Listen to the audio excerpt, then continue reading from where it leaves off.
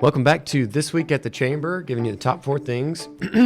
Ooh, and a clear of the voice. Top 4 things you need to know going into this week here in Harrison. Back with Amy. Amy, Yes. welcome. Good morning. And Lloyd's behind the camera, he's directing for us.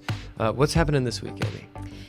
Well, this week we have lots of things, but our shop local Santa's shopping list, it wraps up today, and we've got our ambassadors who were very, very helpful with the distribution of our materials, our boxes, our pads of the lists, the Santa lists themselves. They helped us distribute those to the different participating retailers. And then so today they'll be traveling all around town picking up those boxes, those receipts. And so we've got a job ahead of us to start sorting through receipts and finding those winners. I hope it is overwhelming for us. I hope so. we have so many receipts we're like, oh my gosh, it's going to take us hours to go through this. Yes. What a great problem to have. It's a good problem. And then we're going to announce those winners. When are we going to announce those winners? Thursday we'll announce them. So Thursday we'll do probably some coordination of both calling the winners and letting them know and coordinating maybe a photo op and how they can claim their prizes. But we'll also be making a post there so that people can help contact the people and congratulate them and thank them for shopping local. Yes. All of those things. So we are excited. Because while Shop Local officially is ending, as far as the campaign goes, there's still 7 days till Christmas. There are. Yeah, so you can keep shopping local all by yourself. Sorry, no prizes, I guess. We've got some great prizes, too. Yeah, the prize is going to be the joy you feel in your heart from supporting local. There you go. That's one of them. How about that? Okay, today we're also doing some internal planning here at the Chamber of Commerce. So if you call our office, it might ring 4 or 5 or 6, or you might have to leave a voicemail. We're gonna be in the back, doors locked, focusing up on the whiteboards in the Claridge conference room, talking about all things as we plan our calendar for 2024. And we'll be able to send out save the dates and all sorts of those things so that people know when our leadership events are, when different registrations are, when small business workshops are, annual meeting, all the things. Okay. That's what we're gonna do today. Yeah. It's a busy day. It's a busy day. And then tomorrow afternoon, we get to celebrate someone special. Yes. So tomorrow, Tuesday, December the 19th, from 3:30 to 5, it's a drop-in celebration. Come celebrate Bob Largent. He is retiring from the chamber. Mm-hmm. And just come by, wish him well. And we'd love for everybody to come and join us. It's at the Hotel Seville, just across the street from our office, and it should be a good time. Yep, 3:30 at the Hotel Seville. Bob led for 4.5 years officially, almost 5 years after you get to this point, right? So I think he took the job March 1st of 2019. So a lot of good stuff there. Yes. A lot of good leadership. We got to recognize him with our board of directors. Mayor Jerry Jackson and City Council recognized him last Thursday at City Council, and then we get to do this with the community. So someone texted me the other day and said, man, it feels like we've been celebrating Bob's retirement for almost as long as he's been at the Chamber. I said, well, it's worth that. So join us at Hotel Seville Tuesday, 3:30. And then we're closed on Friday. So a lot going on this week, internally mostly, but a short week as well. So we're going to be observing Christmas Eve on Friday. Chamber offices will be closed. You'll be getting out-of-office email bounce backs from us. You'll be leaving voicemails saying, oh my gosh, what am I going to do? It's Christmas Eve observed. And everybody's celebrating. So hope that you have a Merry Christmas, a Happy Holidays with your family, with your loved ones, whoever that may be. And what else? Yeah, just Merry Christmas. Yeah.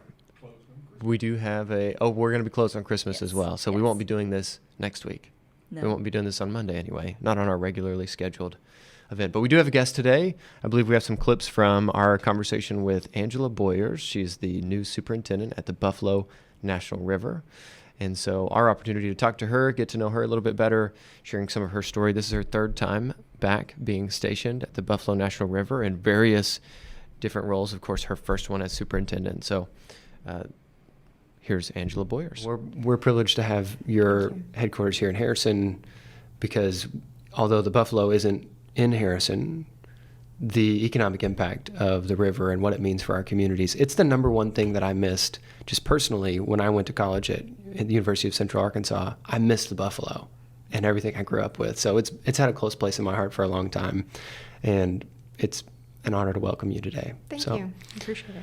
So one of the first questions I asked you when we were talking on the phone was, what brought you back to the Buffalo? And I say back to the Buffalo because this is not your first time at the Buffalo National River. So could you, if you were going to give people a little bit of an inside track to, what is Angela's National Park Service and career looked like to get here? Yeah, absolutely. So I grew up in Van Buren, Missouri, which is on the Current River. So I grew up on the lower current.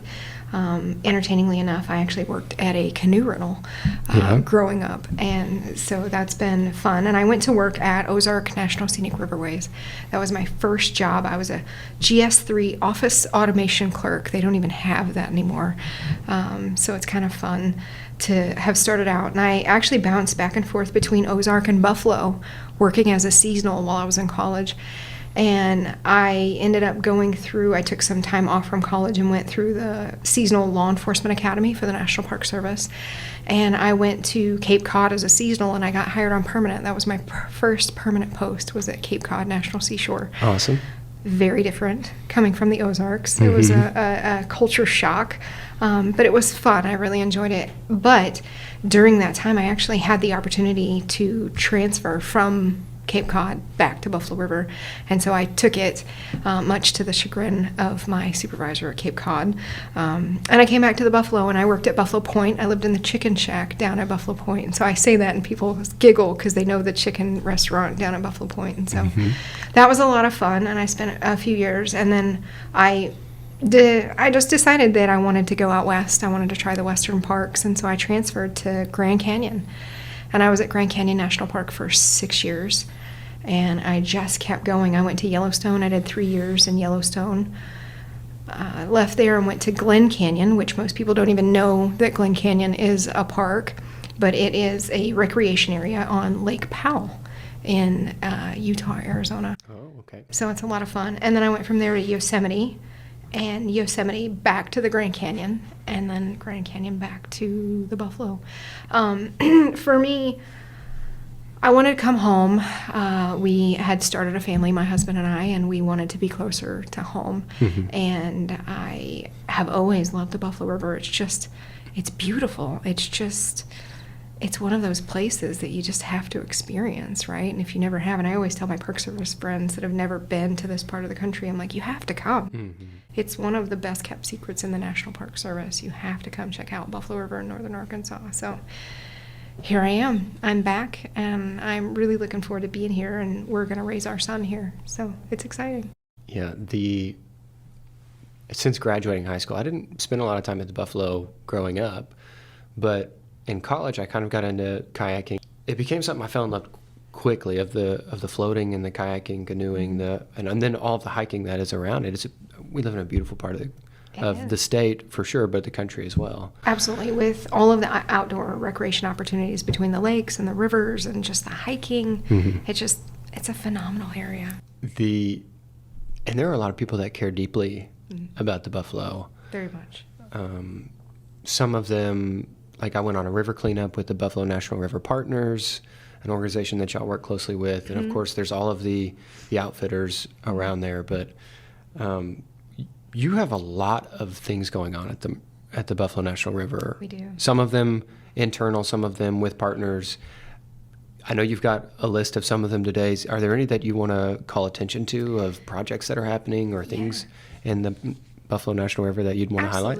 Absolutely. It was interesting you brought up the volunteers. We had over 4,000 volunteer hours last year. Whoa. 4,000. It's amazing. I mean, it just shows how much people care about the buffalo, that they're willing to dedicate their time, their free time, to be able to help protect and preserve and do these projects. So that's fun. A couple of other things that we have going on. We're actually increasing our campgrounds. We are putting back online the Irby campground, which is going to increase about 15 camping spots. So people are pretty excited about that. At least we are. Yeah. And we're actually like pushing to get water, potable water, to be there by our March opening date. So